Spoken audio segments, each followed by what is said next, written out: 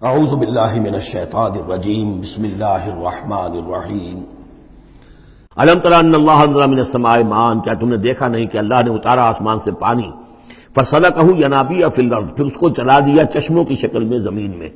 ثم یخرج بہ زرعا، پھر انہی کے ذریعے سے نکالتا ہے، اس کے ذریعے سے نکالتا ہے وہ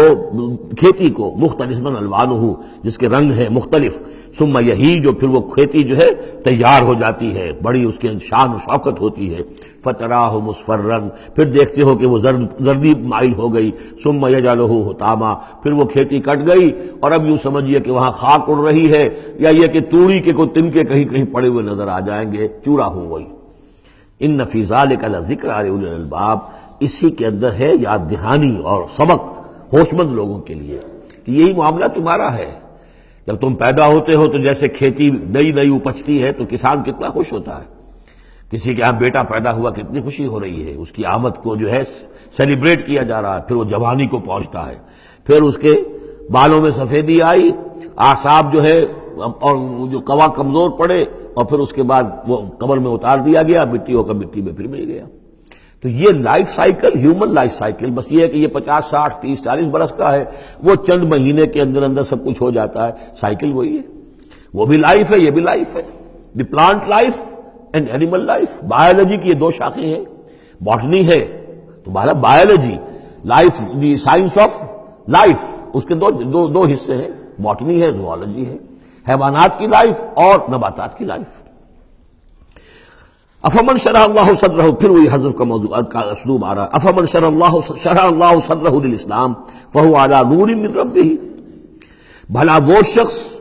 کہ جس کے سینے کو اللہ نے کھول دیا ہو اسلام کے لیے اور وہ اپنے رب کی طرف سے نور پر ہے، اندرونی بصیرت اس سے حاصل ہے، اندر اس کا جگمگا رہا ہے اللہ کے ایمان کے ذریعے سے، اور جو بصیرت اللہ نے اسے عطا کر دی ہے۔ اب پھر آگے اس کو چھوڑ دیا گیا، کیا مطلب ہے؟ افمن شرح اللہ صدرہ للاسلام فہو علی نور من ربہ، جو اپنے رب کی طرف سے نور کے پر ہے، کمن ہوا فی الظلمات، کیا وہ اس شخص کے مانند ہو جائے گا جو اندھیروں میں بھٹک رہا ہے؟ لیکن نہیں، اس کو یہاں درج نہیں کیا۔ فویل للقاسیۃ قلوبہم، تو ہلاکت اور بربادی ہے ان لوگوں کی جن کے دل سخت ہو چکے ہیں من ذکر اللہ کے ذکر سے، یعنی اتنے سخت ہو چکے ہیں کہ ان میں گداز ہی نہیں ہے، ان میں اللہ کے لیے کوئی شوق ہی نہیں ہے، اللہ کو یاد کرنے کا کوئی ذوق ہی نہیں ہے، ان کے دل سخت ہو چکے ہیں، ان کے لیے ہلاکت اور بربادی ہے۔ اولئک فی ضلال مبین، یقیناً یہ لوگ ہیں کھلی گمراہی میں بھٹکے ہوئے ہیں۔ اللہ نزل احسن الحدیث کتابا متشابہا، اللہ نے اتاری ہے بہترین حدیث۔ اصل میں ہمارے ہاں یہ لفظ حدیث جو ہے اس کے ایک ہی معنی لوگوں کو معلوم ہے، حدیث قرآن ہے، حدیث ہے، حدیث سے مراد ہے حدیث رسول صلی اللہ علیہ وسلم۔ قرآن مجید میں کہیں حدیث کا لفظ حدیث رسول کے لیے نہیں آیا، ویسے حدیث کا لفظ صحیح ہے، حدیث رسول ہے، وہ اس میں کوئی شک نہیں، لیکن ہمیں جاننا چاہیے قرآن کی اصطلاح کیا ہے۔ بہترین حدیث قرآن ہے، فَبِأَيِّ حَدِيثٍ بَعْدَهُ يُؤْمِنُونَ، اس قرآن کی جیسی حدیث کے آنے کے بعد اب اور کس چیز پر ایمان لائیں گے؟ تو یہاں پر بھی لفظ حدیث آ رہا ہے، اللہ کا کلام ہے یہ، تو اللہ نزل احسن الحدیث، اللہ نے بہترین بات نازل فرمائی ہے، بہترین کلام نازل فرمایا ہے، کتاباً، کتاب کی صورت میں، متشابہاً، اس کے مضامین بہت متشابہ ہیں۔ اب جیسے ہم دیکھ چکے ہیں کہ 7 جگہ تو قصہ آدم و ابلیس آ رہا ہے، حالانکہ اس میں ہر جگہ کوئی نہ کوئی نئی بات ہے، کچھ نہ کوئی فرق ہے، لیکن یہ کہ 7 جگہ آ رہا ہے، مشابہ تو ہے نا۔ قرآن کو جو شخص پڑھ رہا ہے اگر ایک ہفتے میں وہ ختم کرتا ہے تو گویا کہ ہر ہفتے اسے کہیں نہ کہیں وہ آدم و ابلیس کا تذکرہ جو ہے وہ مل جائے گا ہر روز میں۔ تو اس طریقے سے یہ کہ جو اہم مضامین ہیں وہ قرآن مجید میں اس طریقے سے لائے گئے ہیں کہ صورتیں مشابہ ہیں، صورتوں کے جوڑے ہیں، مثانیہ دہرائی ہوئی یا جوڑوں کی شکل میں دونوں معنی ہو سکتی ہیں اس کی۔ تقشعر منہ جلود الذین یخشون ربہم، جن لوگوں کے اندر اللہ کی خشیت ہے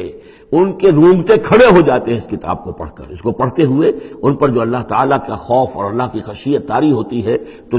جسم کے جو بال ہیں، جلد کے اوپر جو بال ہیں وہ کھڑے ہو جاتے ہیں۔ ثم تلین جلودہم وقلوبہم الی ذکر اللہ، پھر اس کے بعد ان کی کھالیں بھی اور ان کے دل بھی اللہ کی یاد میں نرم پڑ جاتے ہیں۔ ذالک ھدی اللہ یہدی بہ من یشاء، یہ اللہ کی ہدایت ہے جو وہ دیتا ہے جس کو چاہتا ہے۔ ومن یضلل اللہ فما لہ من ہاد، اور جس کی گمراہی پر اللہ تعالیٰ کی طرف سے مہر ثبت ہو چکی پھر اس کے لیے کوئی ہدایت دینے والا نہیں۔ افمن یتقی بوجہہ سوء العذاب یوم القیامہ، پھر وہی حذف کا موضوع ہے، کا اسلوب ہے، بھلا وہ شخص کہ جو اپنے چہرے کو سوء العذاب سے بچانے کی کوشش کرتا ہے، جو روکتا ہے اپنے منہ سے، آگ کی لپیٹ آ رہی ہے، آگ کے جو ہے تھپیڑے آ رہے ہیں، اور وہ کیا کرے، چہرہ جو ہے اس کی زد میں ہے۔ افمن یتقی بوجہہ، اپنے چہرے سے روکتا ہے، سوء العذاب، عذاب کو، یوم القیامہ، قیامت کے دن، تو کیا بھلا وہ شخص اس کے برابر ہو جائے گا جو روح و ریحان و جنت نعیم کے اندر ہے؟ برابر تو نہیں ہوگے۔ بھلا وہ شخص کہ جو روکتا ہے اپنے منہ پر برا عذاب یوم القیامہ، قیامت کے دن، وقیل للظالمین ذوقوا ما کنتم تکسبون، اور کہہ دیا جائے گا ان سے، ظالموں سے، چکھو مزہ، جو کچھ کمائی تم کرتے رہے تھے، یہ تمہارے وہی اعمال ہیں کہ جنہوں نے اس آگ کی شکل اختیار کی ہے۔ کذب الذین من قبلہم، اے نبی جھٹلایا انہوں نے بھی جو ان سے پہلے تھے، فآتاہم العذاب من حیث لا یشعرون، تو ان پر آ دھمکا عذاب وہاں سے جہاں سے انہیں گمان تک نہیں تھا۔ فَأَذَاقَهُمُ اللَّهُ الْخِزْيَ فِي الْحَيَاةِ الدُّنْيَا، تو اللہ تعالیٰ نے دنیا کی زندگی میں انہیں رسوائی کا مزہ چکھا دیا۔ وَلَعَذَابُ الْآخِرَةِ أَكْبَرُ، آخرت کا عذاب بہت بڑا ہے۔ لَوْ كَانُوا يَعْلَمُونَ، کاش کہ انہیں معلوم ہوتا۔ صدق اللہ العظیم۔